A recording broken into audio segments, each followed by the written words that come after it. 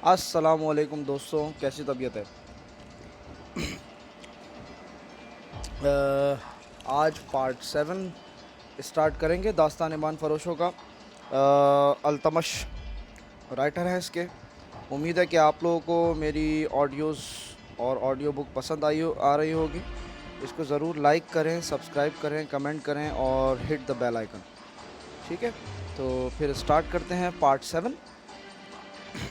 کل کی کہانی کے ساتھ اسٹارٹ ہو رہا ہے، اس کی جاری ہے کہانی۔ موبی رابن کے بستر سے نکلی اور خیمے کے پردے کے پاس جا کر پردہ اٹھایا۔ باہر جھانکا، اندھیرے میں اسے کچھ بھی نظر نہ آیا۔ وہ باہر نکل گئی اور خیمے کی اوٹ سے دیکھا کہ سنتری کہاں ہے۔ اسے دور کسی کے گنگنانے کی آواز سنائی دی۔ یہ سنتری ہی ہو سکتا تھا۔ موبی چل پڑی، درختوں سے گزرتی، قدم قدم پر پیچھے دیکھتی وہ ٹیلے تک پہنچ گئی اور اپنے خیمے کا رخ کر لیا۔ نصف راستہ ملے کیا ہوگا کہ اسے دو آدمیوں کی دبی دبی باتوں کی آواز سنائی دینے لگیں۔ یہ آوازیں اس کے خیمے کے قریب معلوم ہوتی تھیں۔ اسے یہ خطرہ نظر آنے لگا کہ سنتری نے معلوم کر لیا ہے کہ ایک لڑکی غائب ہے اور وہ کسی دوسرے سنتری کو یا اپنے کمانڈر کو بلا لایا ہے۔ اس نے سوچا کہ خیمے میں جانے کی بجائے اپنے ان 5 ساتھیوں کے پاس چلی جائے، جو مراکشی تاجروں کے بھیس میں کوئی 1.5 میل دور خیمہ زن تھے۔ مگر اسے یہ خیال بھی آ گیا کہ اس کی گمشدگی سے باقی لڑکیوں پر مصیبت آ جائے گی۔ وہ تھیں تو پوری چالاک، پھر بھی ان پر پابندیاں سخت ہونے کا خطرہ تھا اور کوئی چارہ کار بھی نہ تھا۔ موبی ذرا اور آگے چلی گئی تاکہ ان 2 آدمیوں کی باتیں سن سکے۔ ان کی زبان وہ سمجھتی تھی۔ یہ تو اس نے دھوکہ دیا تھا کہ وہ سسلی کی زبان کے سوا اور کوئی زبان نہیں سمجھتی۔ وہ آدمی خاموش ہو گئے۔ موبی دبے پاؤں آگے بڑھی۔ اسے بائیں طرف قدموں کی آہٹ سنائی دی۔ اس نے چونک کر دیکھا۔ درختوں کے درمیان اسے ایک سیاہ سایہ جو کسی انسان کا تھا جاتا نظر آیا۔ اس نے رخ بدل لیا اور ٹیلے کی طرف آنے لگا۔ موبی کوئی خطرہ مول نہیں لینا چاہتی تھی۔ وہ ٹیلے پر چڑھنے لگی۔ ٹیلا اونچا نہیں تھا، فوراً ہی اوپر چلی گئی۔ وہ تھی تو بہت ہوشیار، لیکن ہر انسان ہر قدم پر پوری احتیاط نہیں کر سکتا۔ وہ ٹیلے کی چوٹی پر کھڑی ہو گئی۔ اس کے پس منظر میں ستاروں سے بھرا ہوا آسمان تھا۔ سمندر اور صحرا کی فضا رات کو آئینے کی طرح شفاف ہوتی ہے۔ درختوں میں جاتے ہوئے آدمی نے ٹیلے کی چوٹی پر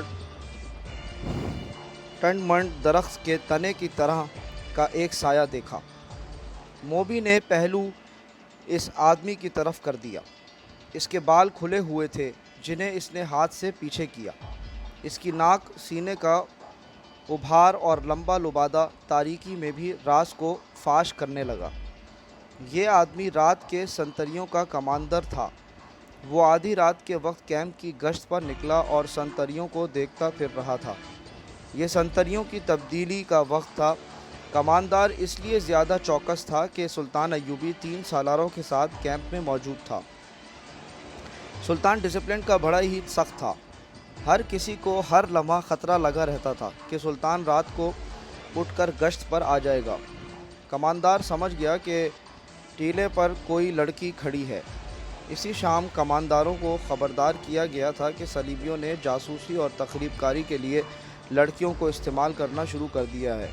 یہ لڑکیاں صحرائی خانہ بدوشوں کے بحروپ میں بھی ہو سکتی ہیں اور ایسی غریب لڑکیوں کے بھیس میں بھی جو فوجی کیمپوں میں کھانے کی بھیک مانگنے آتی ہیں، اور یہ لڑکیاں اپنے آپ کو مغویہ اور مظلوم ظاہر کر کے پناہ بھی مانگ سکتی ہیں۔ کمانداروں کو بتایا گیا تھا کہ آج 7 لڑکیاں سلطان کی پناہ میں آئی ہیں جنہیں بظاہر رحم کر کے مگر انہیں مشتبہ سمجھ کر پناہ میں لے لیا گیا ہے۔ اس کماندار نے یہ احکام سن کر اپنے ایک ساتھی سے کہا تھا، اللہ کرے ایسی کوئی لڑکی مجھ سے پناہ مانگے، اور وہ دونوں ہنس پڑے تھے۔ اب آدھی رات کے وقت جب سارا کیمپ سو رہا تھا، اسے ٹیلے پر ایک لڑکی کا ہیولہ نظر آ رہا تھا۔ پہلے تو وہ ڈرا کہ یہ چڑیل یا جن ہو سکتا ہے۔ اس نے نئے سنتری کو لڑکیوں کے خیمے پر کھڑا کر کے اسے بتایا تھا کہ اندر 7 لڑکیاں ہیں۔ اس نے پردہ اٹھا کر دیکھا تو دیے کی پیلی روشنی میں اسے 7 بستر نظر آئے تھے۔ ہر لڑکی نے منہ بھی کمبلوں میں ڈھانپ رکھا تھا۔ سردی زیادہ تھی، اس نے اندر جا کر یہ نہیں دیکھا تھا کہ 7واں بستر خالی ہے اور اس پر کمبل اس طرح رکھے گئے ہیں جیسے ان کے نیچے لڑکی سوئی ہوئی ہے۔ اسے معلوم نہیں تھا کہ 7ویں لڑکی ٹیلے پر اس کے سامنے کھڑی ہے۔ وہ کچھ دیر سوچتا رہا کہ اسے آواز دے یا اس تک خود جائے، یا اگر وہ جن چڑیل ہے تو اس کے غائب ہونے کا انتظار کرے۔ تھوڑی سی دیر کے انتظار کے بعد بھی لڑکی غائب نہ ہوئی، بلکہ وہ 2-3 قدم آگے چلی اور پھر پیچھے کو چل پڑی اور پھر رک گئی۔ کماندار، جس کا نام فخر المصری تھا، آہستہ آہستہ ٹیلے تک گیا اور کہا، کون ہو تم؟ نیچے آؤ۔ لڑکی نے ہرن کی طرح چوکڑی بھری اور ٹیلے کی دوسری طرف اتر گئی۔ فخر کو یقین آ گیا کہ کوئی انسان ہے، جن چڑیل نہیں۔ وہ تنومند مرد تھا، ٹیلا اونچا نہیں تھا، وہ لمبے لمبے ڈگ بھرتا ٹیلے پر چڑھ گیا۔ ادھر بھی اندھیرا تھا۔ رات کی خاموشی میں اسے لڑکی کے قدموں کی آہٹ سنائی دی۔ وہ ٹیلے سے دوڑتا اترا اور لڑکی کے پیچھے گیا۔ لڑکی اور تیز دوڑ پڑی۔ فاصلہ بہت تھا، لیکن فخر مرد تھا، فوجی تھا، چیتے کی رفتار سے دوڑ رہا تھا۔ ٹیلے کے پیچھے اونچی نیچی زمین، خشک جھاڑیاں اور کہیں کہیں کوئی درخت تھا۔ بہت سا دوڑ کر فخر المصری نے محسوس کیا کہ اس کے آگے تو کوئی بھی نہیں۔ اس نے رک کر ادھر ادھر دیکھا۔ اسے اپنے پیچھے اور بہت سا بائیں کو لڑکی کے قدموں کی آہٹ سنائی دی۔ وہ تربیت یافتہ لڑکی تھی۔ جہاں اسے حسن اور شباب کے استعمال کی تربیت دی گئی تھی، وہاں اسے فوجی ٹریننگ بھی دی گئی اور خنجر زنی کے داؤ پیچ بھی سکھائے گئے تھے۔ وہ ایک درخت کی اوٹ میں چھپ گئی تھی۔ فخر آگے گیا تو وہ دوسری طرف دوڑ پڑی۔ یہ تعاقب آنکھ مچولی کی مانند تھا۔ فخر کو اندھیرا پریشان کر رہا تھا۔ موبی کے قدم خاموش ہو جاتے تو وہ رک جاتا، قدموں کی آواز سنائی دیتی تو وہ دوڑ پڑتا۔ غصے سے وہ باولا ہوا جا رہا تھا۔ اس نے یہ جان لیا کہ یہ کوئی جوان لڑکی ہے، اگر بڑی عمر کی ہوتی تو اتنی تیز اور اتنا زیادہ نہ بھاگ سکتی۔ تعاقب میں فخر 2 میل فاصلہ طے کر گیا۔ موبی نے جھاڑیوں سے اور اونچی اونچی زمین سے بہت فائدہ اٹھایا۔ اس کے مرد ساتھیوں کا ڈیرا قریب آ گیا تھا۔ وہ دوڑتی ہوئی وہاں تک جا پہنچی۔ اس نے اپنے آدمیوں کو آواز دی۔ وہ گھبرا کر جاگے اور خیمے سے باہر آئے۔ ایک نے مشعل جلا لی۔ یہ ڈنڈے کے سرے پر لپٹے ہوئے کپڑے تھے۔ ان کی آنکھ کی روشنی بہت زیادہ تھی۔ فخر نے تلوار سونت لی اور ہانپتا کانپتا ان کے سامنے جا کھڑا ہوا۔ اس نے دیکھا کہ یہ 5 آدمی لباس سے سفری تاجر نظر آتے ہیں اور مسلمان لگتے ہیں۔ لڑکی ان میں سے ایک کی ٹانگوں کو دونوں بازوؤں میں مضبوطی سے پکڑے بیٹھی ہوئی تھی۔ مشعل کے ناشتے شعلے میں اس کے چہرے پر گھبراہٹ اور خوف نظر آ رہا تھا۔ اس کا سینہ ابھرا اور بیٹھ رہا تھا۔ اس کی سانسیں بری طرح اکھڑی ہوئی تھیں۔ یہ لڑکی میرے حوالے کر دو، فخر المصری نے حکم کے لہجے میں کہا۔ یہ ایک نہیں، ایک آدمی نے التجا کے لہجے میں جواب دیا۔ ہم نے تو 7 لڑکیاں آپ کے سلطان کے حوالے کی ہیں، آپ اسے لے جا سکتے ہیں۔ نہیں، موبی نے اس کی ٹانگوں کو اور مضبوطی سے پکڑتے ہوئے، روتے ہوئے اور خوف زدہ لہجے میں کہا، میں اس کے ساتھ نہیں جاؤں گی۔ یہ لوگ عیسائیوں سے زیادہ وحشی ہیں۔ ان کا سلطان انسان نہیں، سانڈ ہے، درندہ ہے۔ اس نے میری ہڈیاں بھی توڑ دی ہیں۔ میں اس سے بھاگ کر آئی ہوں۔ کون سلطان؟ فخر نے حیران سا ہو کر پوچھا۔ وہی جسے تم صلاح الدین ایوبی کہتے ہو، موبی نے جواب دیا۔ وہ اب مصر کی عربی بول رہی تھی۔ یہ لڑکی جھوٹ بول رہی ہے، فخر نے کہا اور پوچھا، یہ ہے کون؟ تمہاری کیا لگتی ہے؟ اندر آ جاؤ دوست، باہر سردی ہے۔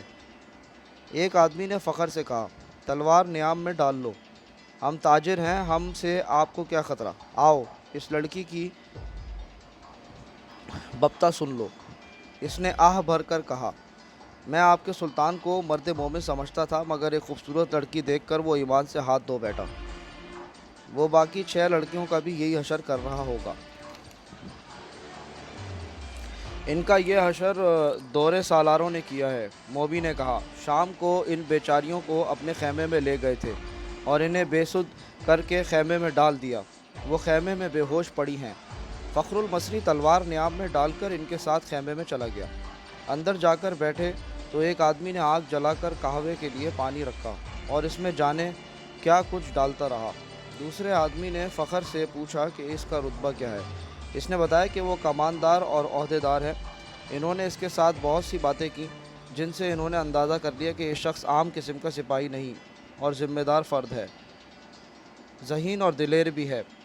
ان لوگوں میں سے ایک نے، جو کرسٹوفر تھا، فخر کو 7 لڑکیوں کی بالکل وہی کہانی سنائی جو انہوں نے صلاح الدین ایوبی کو سنائی تھی۔ انہوں نے فخر کو یہ بھی بتایا کہ سلطان ایوبی نے ان کے متعلق کیا کہا تھا۔ ان لڑکیوں نے سلطان کو یہ پیشکش بھی کی تھی کہ وہ اپنے گھروں کو تو واپس نہیں جا سکتی اور عیسائیوں کے پاس بھی نہیں جانا چاہتی، اس لیے وہ مسلمان ہونے کو تیار ہیں بشرطے کہ کوئی اچھے رتبوں والے عسکری ان کے ساتھ شادی کر لے۔ ہم نے سنا تھا کہ سلطان صلاح الدین ایوبی کردار کے لحاظ سے پتھر ہے۔ ہم ہر روز سفر پر رہنے والے تاجر ہیں، انہیں کہاں ساتھ لیے پھرتے۔ انہیں سلطان کے حوالے کر دیا گیا، مگر سلطان نے اس لڑکی کے ساتھ جو سلوک کیا وہ اس کی زبانی سن لو۔ فخر المصری نے لڑکی کی طرف دیکھا تو لڑکی نے کہا، ہم بہت خوش تھیں کہ خدا نے ہمیں ایک فرشتے کی پناہ دی ہے۔ سورج غروب ہونے کے بعد سلطان کا ایک محافظ آیا اور مجھے کہا کہ سلطان بلا رہا ہے۔ میں باقی 6 لڑکیوں کی نسبت ذرا زیادہ خوبصورت ہوں۔ مجھے توقع نہیں تھی کہ تمہارا ایوبی مجھے بری نیت سے بلا رہا ہے۔ میں چلی گئی۔ سلطان ایوبی نے شراب کی سراہی کھولی، ایک پیالہ اپنے آگے رکھا اور ایک مجھے دیا۔ میں عیسائی ہوں، شراب 100 بار پی ہے۔ بحری جہاز میں عیسائی کمانداروں نے میرے جسم کو کھلونا بنائے رکھا ہے۔ صلاح الدین ایوبی بھی میرے جسم کے ساتھ کھیلنا چاہتا تھا۔ شراب اور مرد میرے لیے کوئی نئی چیزیں نہیں تھیں، لیکن ایوبی کو میں فرشتہ سمجھتی تھی۔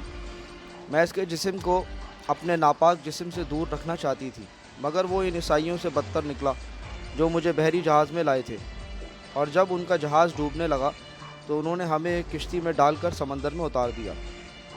ان میں سے کسی نے ہمارا ساتھ نہ دیا، ہمارے جسم چھچوڑے ہوئے اور ہڈیاں چٹکی ہوئی تھیں۔ خدا نے ہمیں بچا لیا اور اس آدمی کی پناہ میں پھینک دیا جو فرشتے کے روپ میں درندہ ہے۔ مجھے سلطان نے ہی بتایا تھا کہ میرے ساتھ کی باقی 6 لڑکیاں اس کے سالاروں کے خیموں میں ہیں۔ میں نے سلطان کے پاؤں پکڑ کر کہا کہ میری ساتھ شادی کر لو۔ اس نے کہا، اگر تم مجھے پسند کرتی ہو تو شادی کے بغیر تمہیں اپنے حرم میں رکھ لوں گا۔ اس نے میرے ساتھ وحشیوں کا برتاؤ کیا، شراب میں بدمست تھا۔ اس نے مجھے اپنے ساتھ لٹا لیا۔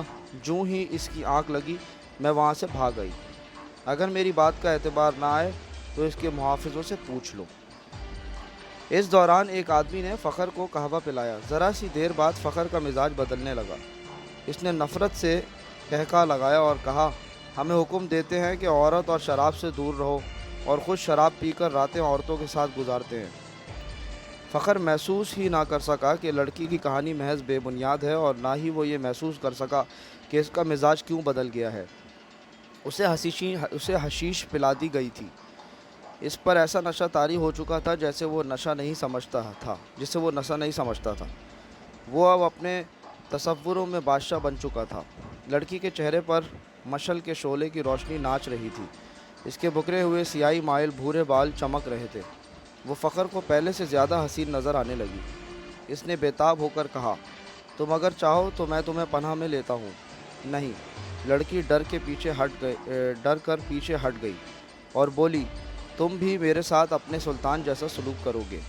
تم مجھے اپنے خیمے میں لے جاؤ گے اور میں ایک بار پھر تمہارے سلطان کے قبضے میں آ جاؤں گی۔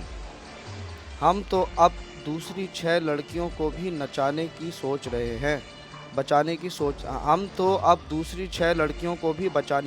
رہے ہیں۔ ایک تاجر نے کہا، ہم ان کی عزت بچانا چاہتے ہیں مگر ہم سے بھول ہوئی۔ فخر المصری کی نگاہیں لڑکی پر جمی ہوئی تھیں۔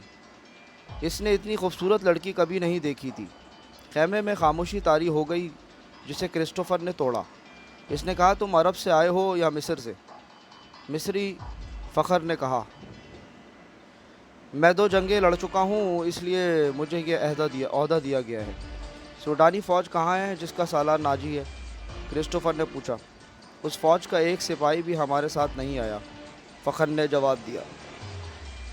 جانتے ہو ایسا کیوں ہوا ہے؟ کرسٹوفر نے کہا۔ سوڈانیوں نے صلاح الدین ایوبی کی امارت اور کمان کو تسلیم نہیں کیا۔ وہ فوج اپنے آپ کو آزاد سمجھتی ہے۔ ناجی نے سلطان ایوبی کو بتا دیا تھا کہ وہ مصر سے چلے جائیں کیونکہ وہ غیر ملکی ہے۔ اسی لیے ایوبی نے مصریوں کی فوج بنائی اور لڑانے کے لیے یہاں لے آیا۔ اس نے تم لوگوں کو شرافت اور نیکی کا جھانسا دیا اور خود عیش کر رہا ہے۔ کیا تمہیں مال غنیمت ملا ہے؟ اگر تمہیں ملا بھی تو سونے چاندی کے 2 ٹکڑے مل جائیں گے۔ صلیبیوں کے جہازوں سے بے بہا خزانہ سلطان ایوبی کے ہاتھ آیا ہے۔ وہ سب رات کے اندھیرے میں سینکڑوں اونٹ پر لاد کر قاہرہ روانہ کر دیا گیا ہے، جہاں سے دمشق اور بغداد چلا جائے گا۔ سوڈانی لشکر کو سلطان نہتے کر کے غلاموں میں بدل دینا چاہتا ہے، پھر عرب سے فوج آ جائے گی اور تم مصری بھی غلام ہو جاؤ گے۔ اس عیسائی کی ہر ایک بات فخر المصری کے دل میں اترتی جا رہی تھی۔ اثر باتوں کا نہیں بلکہ موبی کے حسن اور حشیش کا تھا۔ عیسائیوں نے یہ حربہ حسن بن صبا کے حشیشین سے سیکھا تھا۔ موبی کو بالکل توقع نہیں تھی کہ یہ صورتحال پیدا ہو جائے گی کہ ایک مصری اس کے تعاقب میں اس کے دام میں آ جائے گا۔ انہیں معلوم ہو گیا کہ فخر المصر کی زبان کے سوا اور کوئی زبان نہیں جانتا۔ موبی نے اپنے 5ویں ساتھیوں کو سنانا شروع کر دیا کہ رابن زخمی ہونے کا بہانہ کر کے زخمیوں کے خیمے میں پڑا ہے اور اس نے کہا ہے کہ ناجی سے مل کر معلوم کرے گا۔ اس نے بغاوت کیوں نہیں کی، یا اس نے عقب سے صلاح الدین ایوبی پر حملہ کیوں نہیں کیا، اور یہ بھی معلوم کرو کہ اس نے ہمیں دھوکہ تو نہیں دیا۔ وہ باتیں کر رہی تھی تو فخر نے پوچھا، یہ کیا کہہ رہی ہے؟ یہ کہہ رہی ہے، ایک نے جواب دیا، اگر یہ شخص یعنی تم صلاح الدین ایوبی کی فوج میں نہ ہوتے تو یہ تمہارے ساتھ شادی کر لیتی۔ یہ مسلمان ہونے کو بھی تیار ہے، لیکن کہتی ہے کہ اسے اب مسلمانوں پر بھروسہ نہیں رہا۔ فخر نے بے تابی سے لپک کر لڑکی کے بازو کو پکڑا اور اپنی طرف گھسیٹ کر کہا، اگر میں بادشاہ ہوتا تو خدائی قسم تمہاری خاطر تخت اور تاج قربان کر دیتا۔ اگر شرط یہی ہے کہ میں صلاح الدین ایوبی کی دی ہوئی تلوار پھینک دوں تو یہ لو۔ اس نے کمر بند سے تلوار کھولی اور نیام سمیت لڑکی کی قدموں میں رکھ دی گئی۔ کہا، میں اب سے ایوبی کا سپاہی اور کماندار نہیں ہوں، مگر ایک شرط اور بھی ہے۔ لڑکی نے کہا، میں اپنا مذہب تمہاری خاطر ترک کر دیتی ہوں، لیکن صلاح الدین ایوبی سے انتقام ضرور لوں گی۔ کیا اسے میرے ہاتھ سے قتل کرانا چاہتی ہو؟ فخر نے پوچھا۔ لڑکی نے اپنے آدمیوں کی طرف دیکھا۔ سب نے ایک دوسرے کی طرف دیکھا۔ آخر کرسٹوفر نے کہا، ایک صلاح الدین ایوبی نہ رہا تو کیا فرق پڑے گا؟ ایک اور سلطان آ جائے گا، وہ بھی ایسا ہی ہوگا۔ مصریوں کو آخر غلام ہی ہونا پڑے گا۔ تم ایک کام کرو، سوڈانیوں کے سالار ناجی کے پاس پہنچو اور یہ لڑکی اس کے سامنے کر کے اسے بتاؤ کہ سلطان صلاح الدین ایوبی اصل میں کیا ہے اور اس کے ارادے کیا ہے۔ ان لوگوں کو یہ تو علم تھا کہ ناجی کا صلیبیوں کے ساتھ رابطہ ہے اور موبی اس کے ساتھ بات کرے گی، لیکن انہیں یہ علم نہیں تھا کہ ناجی اور اس کے معتمد سالار خفیہ طریقے سے مروائے جا چکے ہیں۔ اس تک لڑکی کو ہی جانا تھا، اس کا اکیلے جانا ممکن نہیں تھا۔ اتفاق سے انہیں فخر المصری مل گیا، لہٰذا اسی کو استعمال کرنے کا فیصلہ ہو گیا۔ یہ آدمی چونکہ سلطان ایوبی کی نظر میں آ گئے تھے، اس لیے ابھی اس کی نظر میں رہنا چاہتے تھے۔ اس کے علاوہ انہوں نے موبی سے سن لیا تھا کہ ان کے شعبے جاسوسی اور تخریب کاری کا سربراہ رابن اسی کیمپ میں ہے اور فرار ہوگا، اس لیے وہ اسے مدد دینے کے لیے بھی وہاں موجود رہنا چاہتے تھے۔ ان کے ارادے معلوم نہیں کیے تھے۔ صلاح الدین ایوبی پر چلایا ہوا ان کا تیر خطا گیا تو انہیں سلطان ایوبی کے سامنے لے جایا گیا تھا۔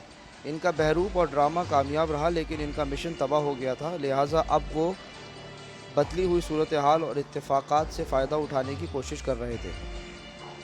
فخر المصری حسن اور حشیش کے جال میں آ گیا تھا۔ اس نے واپس کیمپ میں نہ جانے کا فیصلہ کر لیا تھا۔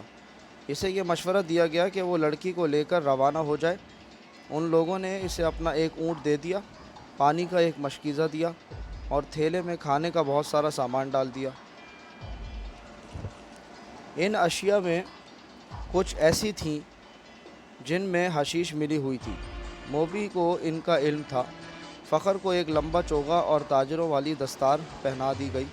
لڑکی اونٹ پر سوار ہوئی، اس کے پیچھے فخر سوار ہو گیا اور اونٹ چل پڑا۔ فخر گرد و پیش سے بے خبر تھا اور وہ اپنے ماضی سے بھی بے خبر ہو گیا تھا۔ صرف یہ احساس اس پر غالب تھا کہ روئے زمین کی حسین ترین لڑکی اس کے قبضے میں ہے، جس نے سلطان کو ٹھکرا کر اسے پسند کیا ہے۔ فخر نے موبی کو دونوں بازیوں میں لے کر اس کی پیٹھ اپنے سینے سے لگا لی۔ موبی نے کہا، تم عیسائی کمانداروں اور اپنے سلطان کی طرح وحشی تو نہیں بنو گے۔ میں تمہاری ملکیت ہوں، جو چاہو کرو، مگر میں پھر تم سے نفرت کروں گی۔ کہو تو میں اونٹ سے اتر جاتا ہوں۔ فخر نے اسے اپنے بازوؤں سے نکال کر کہا، مجھے صرف یہ بتا دو کہ تم مجھے دل سے چاہتی ہو یا محض مجبوری کے عالم میں میری پناہ لی ہے۔ پناہ تو میں ان تاجروں کی بھی لے سکتی تھی، موبی نے جواب دیا، لیکن تم مجھے اتنے اچھے لگے کہ تمہاری خاطر مذہب تک چھوڑنے کا فیصلہ کر لیا۔ اس نے جذباتی باتیں کر کے فخر کے اعصاب پر قبضہ کر لیا اور رات گزرتی چلی گئی۔ سفر کم و بیش 5 دنوں کا تھا، لیکن فخر المصری عام راستوں سے ہٹ کر جا رہا تھا، کیونکہ وہ بھگوڑا فوجی تھا۔ موبی کو نیند آنے لگی۔ اس نے سر پیچھے فخر کے سینے پر رکھ دیا اور گہری نیند سو گئی۔ اونٹ چلتا رہا، فخر جاگتا رہا۔ صلاح الدین ایوبی صبح کی نماز پڑھ کر فارغ ہوا ہی تھا کہ دربان نے اطلاع دی کہ علی بن سفیان آیا ہے۔ سلطان دوڑ کر باہر نکلا۔ اس کے منہ سے علی بن سفیان کے سلام کے جواب سے پہلے یہ الفاظ نکلے، ادھر کی کیا خبر ہے؟ ابھی تک خیریت ہے؟ علی بن سفیان نے جواب دیا، مگر سوڈانی لشکر میں بے اطمینانی بڑھتی جا رہی ہے۔ میں نے اس لشکر میں اپنے جو فخر چھوڑے تھے، ان کی اطلاعوں سے پتہ چلا ہے کہ ان کے کسی ایک بھی کماندار نے قیادت سنبھال لی تو بغاوت ہو جائے گی۔ صلاح الدین ایوبی اسے اپنے خیمے میں لے گیا۔ علی بن سفیان کہہ رہا تھا، ناجی اور اس کے سرکردہ سالاروں کو تو ہم نے ختم کر دیا ہے، لیکن وہ مصری فوج کے خلاف سوڈانیوں میں نفرت کا جو زہر پھیلا گئے تھے، ان کا اثر ذرہ بھر کم نہیں ہوا۔ ان کی بے اطمینانی کی دوسری وجہ ان کے سالاروں کی گمشدگی ہے۔ میں نے اپنے مخبروں کی زبانی یہ خبر مشہور کرا دی ہے کہ ان کے سالار بحیرہ روم کے محاذ پر گئے ہوئے ہیں، مگر امیر محترم مجھے شک ہوتا ہے کہ سوڈانیوں میں شکوک و شبہات پائے جاتے ہیں، جیسے انہیں علم ہو گیا ہے کہ ان کے سالاروں کو قید کر لیا گیا ہے اور مار بھی دیا گیا ہے۔ اگر بغاوت ہو گئی، مصر میں ہمارے جو دستے ہیں وہ اسے دبا سکیں گے۔ صلاح الدین ایوبی نے پوچھا، کیا وہ 50,000 تجربہ کار فوج کا مقابلہ کر سکیں گے؟ مجھے شک ہے۔ مجھے یقین ہے کہ ہماری قلیل فوج سوڈانیوں کا مقابلہ نہیں کر سکے گی، علی بن سفیان نے کہا۔ میں اس کا بندوبست کر آیا ہوں۔ میں نے عالی مقام نور الدین زنگی کی طرف 2 تیز رفتار قاصد بھیج دیے ہیں۔ میں نے پیغام بھیجا ہے کہ مصر میں بغاوت کی فضا پیدا ہو رہی ہے اور ہم نے جو فوج تیار کی ہے وہ تھوڑی ہے اور اس میں سے آدھی فوج محاذ پر ہے۔ متوقع بغاوت کو دبانے کے لیے ہمیں کمک بھیجی جائے۔ مجھے ادھر سے کمک کی امید کم ہے، سلطان ایوبی نے کہا۔ پرسوں ایک قاصد یہ خبر لایا تھا کہ زنگی نے فرینکوں پر حملہ کر دیا ہے۔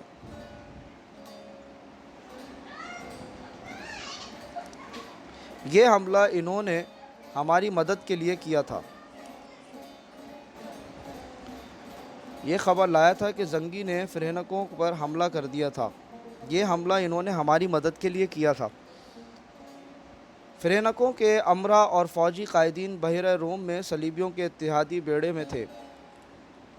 فرینکوں کی کچھ فوج مصر میں داخل ہو کر عقب سے حملہ کرنے اور ہمارے سوڈانی لشکر کی پشت پناہی کے لیے مصر کی سرحد پر آ گئی تھی۔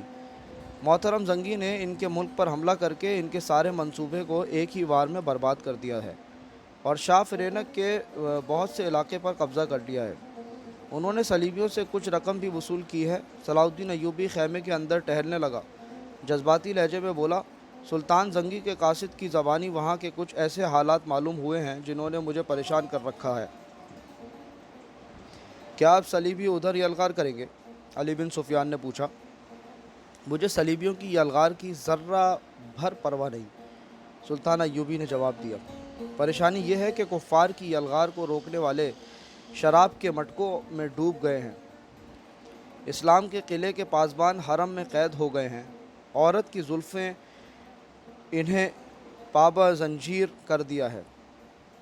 علی چچا اسد الدین شیر کو اسلام کی تاریخ کبھی فراموش نہیں کر سکے گی، کاش وہ آج زندہ ہوتے۔ میدان جنگ میں مجھے وہی لائے تھے، ہم نے بڑے ہی مشکل وقت دیکھے ہیں علی۔ میں نے شیر کو کی فوج کے ہر اول دستے کی کمان کی ہے، میں ان کے ساتھ صلیبیوں کے محاصرے میں 3 مہینے وہاں تھا۔ مجھے شیر کو ہمیشہ سبق دیا کرتے تھے کہ گھبراہٹ اور خوف سے بچنا، تائید ایزدی اور رضائے الہی کا قائل رہنا اور اسلام کا علم بلند رکھنا۔ میں شیر کوہ کی کمان میں مصریوں اور صلیبیوں کی مشترک فوج کے خلاف بھی لڑا ہوں، سکندریہ میں محاصرے میں رہا ہوں، شکست میرے سر پر آ گئی تھی، میری مٹھی بھر عسکری بد دل ہوتے جا رہے تھے، میں نے کس طرح ان کے حوصلے اور جذبے تر و تازہ رکھے یہ میرا خدا ہی بہتر جانتا ہے، تاکہ چچا شیر کوہ نے حملاور ہو کر محاصرہ توڑا۔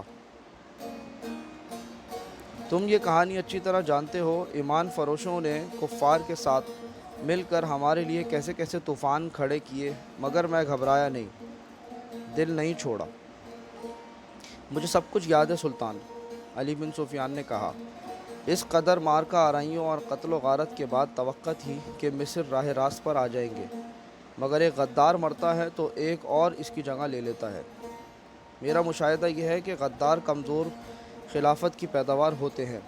اگر فاطمی خلافت حرم میں گم نہ ہو جاتی تو آج آپ صلیبیوں سے یورپ میں لڑ رہے ہوتے، مگر ہمارے غدار بھائی انہیں سلطنت اسلامیہ سے باہر نہیں جانے دے رہے۔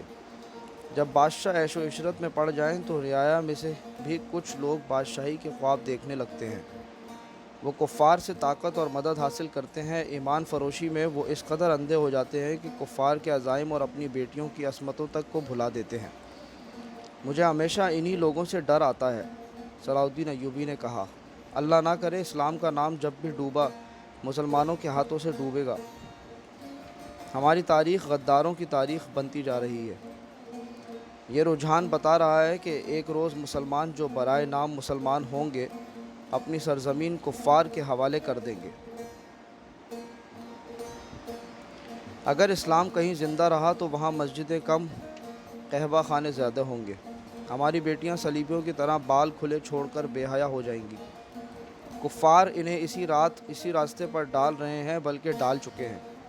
اب مصر سے پھر وہی طوفان اٹھ رہا ہے علی، تم اپنے محکمے کو اور مضبوط اور وسیع کر لو۔ میں نے اپنے رفیقوں سے کہہ دیا ہے کہ دشمن کے علاقوں میں جا کر شب خون مارنے اور خبریں لانے کے لیے تنومند اور ذہین جوانوں کا انتخاب کرو۔ صلیبی اس محاذ کو مضبوط اور پر اثر بنا رہے ہیں، تم فوری طور پر جاسوسی جنگ کی تیاری کرو۔ فوری طور پر کرنے والا کام یہ ہے کہ سمندر سے کئی ایک صلیبی بچ کر نکلے ہیں، ان میں زیادہ تر زخمی ہیں، اور جو زخمی نہیں وہ کئی دن سمندر میں ڈوبنے اور تیرنے کی وجہ سے زخمیوں سے بدتر ہیں۔ ان سب کا علاج معالجہ ہو رہا ہے، میں نے سب کو دیکھا ہے، تم بھی انہیں دیکھ لو اور اپنی ضرورت کے مطابق ان سے معلومات حاصل کرو۔ سلطان ایوبی نے دربان کو بلا کر ناشتے کے لیے کہا اور علی بن سفیان سے کہا، کل کچھ زخمی اور اچھی بھلی لڑکیاں میرے سامنے لائی گئی تھیں، 6 تو سمندر سے نکلے ہوئے قیدی ہیں، ان میں ایک پر مجھے شک ہے کہ وہ سپاہی نہیں، رتبے اور عہدے والا آدمی ہے، سب سے پہلے اسے ملو۔ 5 تاجر 7 عیسائی لڑکیوں کو ساتھ لائے تھے۔ اس نے علی بن سفیان کو لڑکیوں کے متعلق وہی کچھ بتایا جو تاجروں نے بتایا تھا۔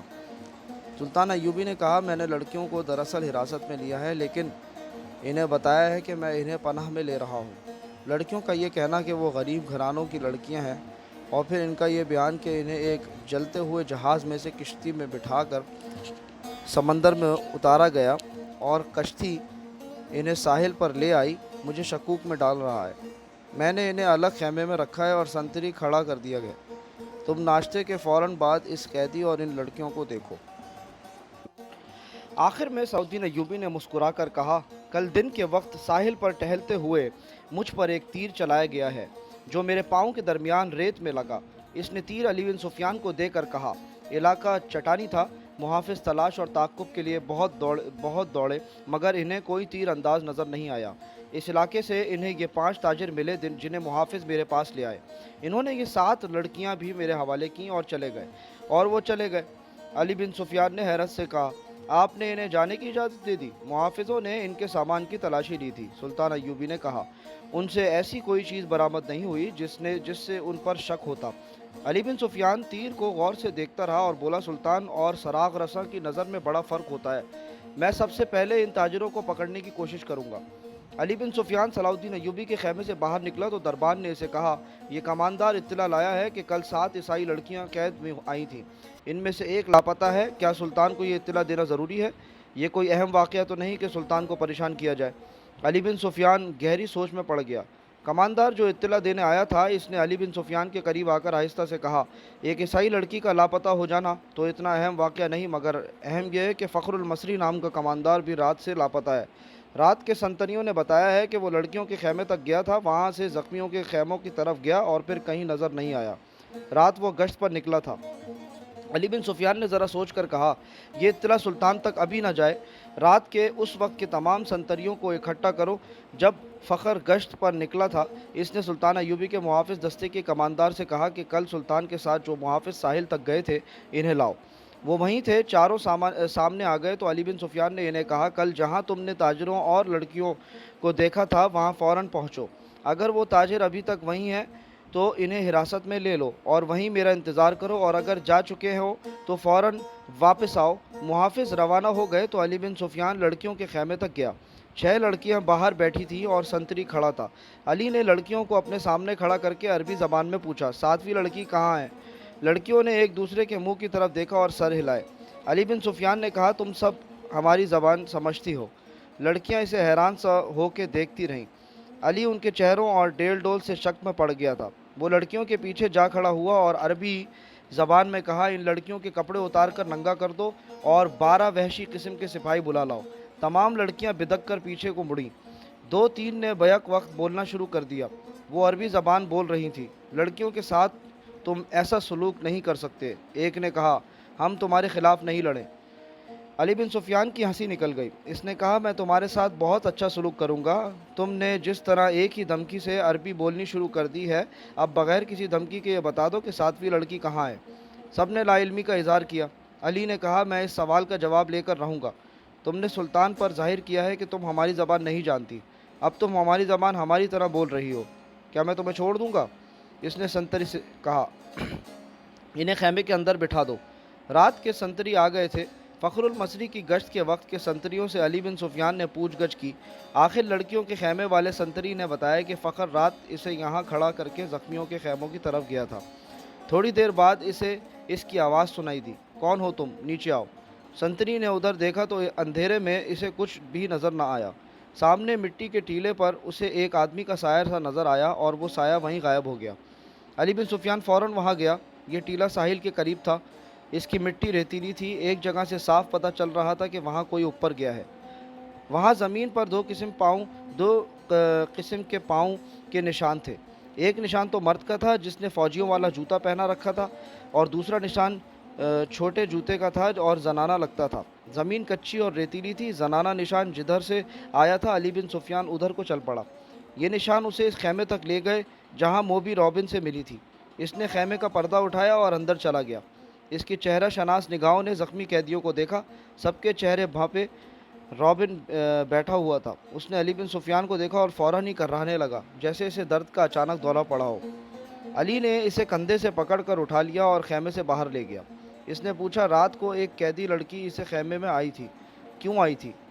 رابن اسے ایسی نظروں سے دیکھنے لگا جن میں حیرت تھی اور ایسا تاثر بھی جیسے وہ کچھ سمجھا ہی نہیں۔ علی بن سفیان نے اسے آہستہ سے کہا، تم میری زبان سمجھتے ہو دوست؟